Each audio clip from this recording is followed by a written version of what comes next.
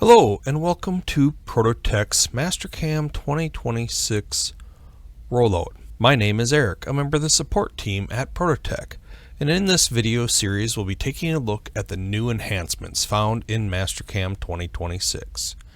If you have not yet installed Mastercam 2026, make sure to check out our website, where we have a PDF and video available for our Mastercam 2026 install and update guide.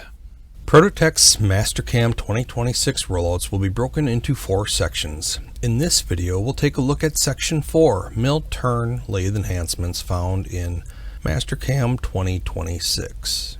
Here is a table of contents for all the topics that will be looked at in this video. Let's start with the new option to import lathe from generic tool catalogs DTC tool data. Let's take a look in Mastercam. I'm going to use the Lathe Tool Manager to add tools to this job. I'll right-click, Import Export Tools, import tool data from generic tool catalog. That opens up my tool importer. I'll open a GTC file that I've downloaded. Assemblies are broken up, so it is possible to import individual components or entire assemblies. I'm going to select the boring bar assembly.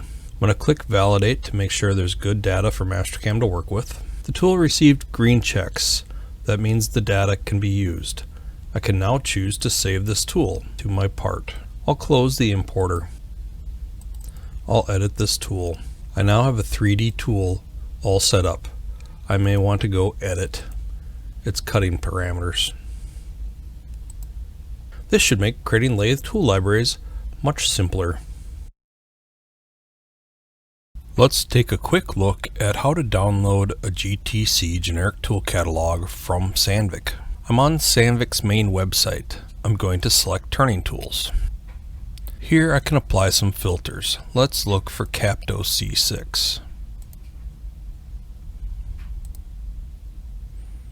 Now I can click the 3 dots and choose to download tool data.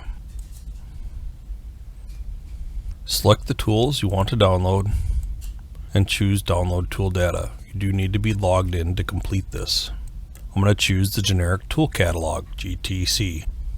They will email you a link. Once you receive the email, you can download the catalog. Note, these files are often double zipped, and I'll need to extract the zip file and use the extracted zip for the import.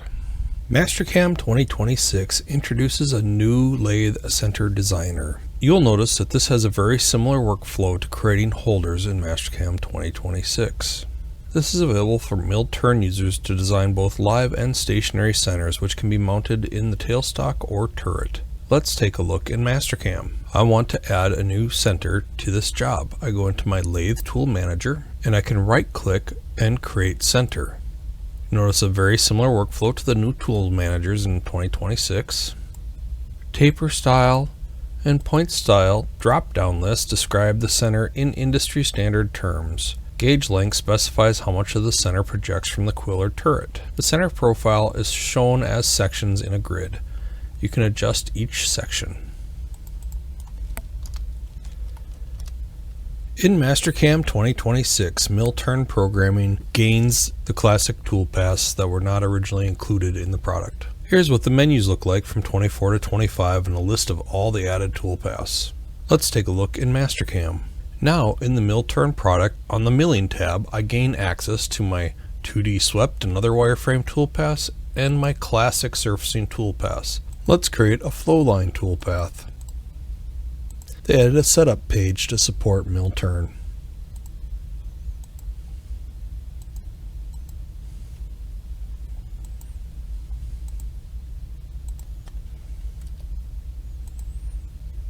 Mastercam 2026 gives us several prime turning toolpath enhancements. For starters, I now get cut direction angle, including the angle button helping me to visualize and set my machining angle. Lathe users will be familiar to this as is part of the regular rough toolpath. Prime turning also now supports pinch turning.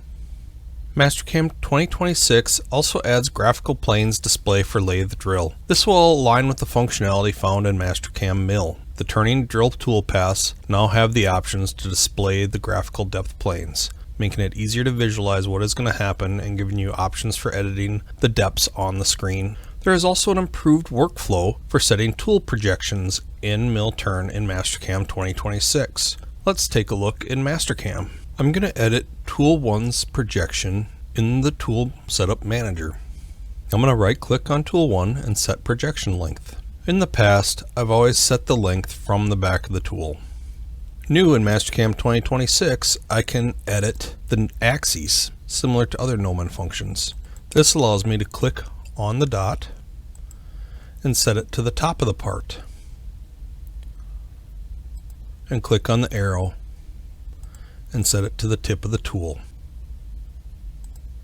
Now I can go back to editing the geometry, and now I'm controlling my stick out from the edge of the holder.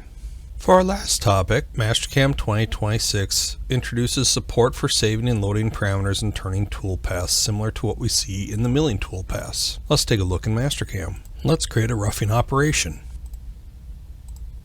In previous versions of Mastercam, we had to right-click in this dialog to save the parameters. Now I get the buttons that I'm used to seeing in Mastercam Mill Toolpaths.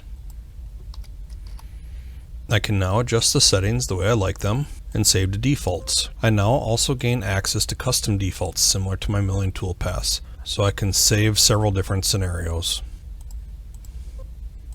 This should make programming turning parts much more consistent and reduce programming time.